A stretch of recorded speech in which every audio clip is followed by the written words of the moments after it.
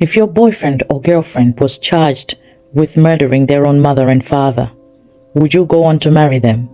Kate Ober did. Kate and AJ Armstrong were in a relationship. AJ was 16 years old and he lived with his parents. His father was a former NFL player and a very successful one. AJ was accused of shooting both his parents, who were 42 years old at the time, in 2016, in the head after muffling them with pillows in the head while they slept. It is said that he did this because his mother and father disciplined him for having bad grades, smoking in the house, and behaving badly. The only other people in the house at the time was him and his younger sister, who was 12 years old. AJ was immediately charged with murder. There's been 7 trials, but now he's been convicted of the murder of his parents. However, while he was going back and forth in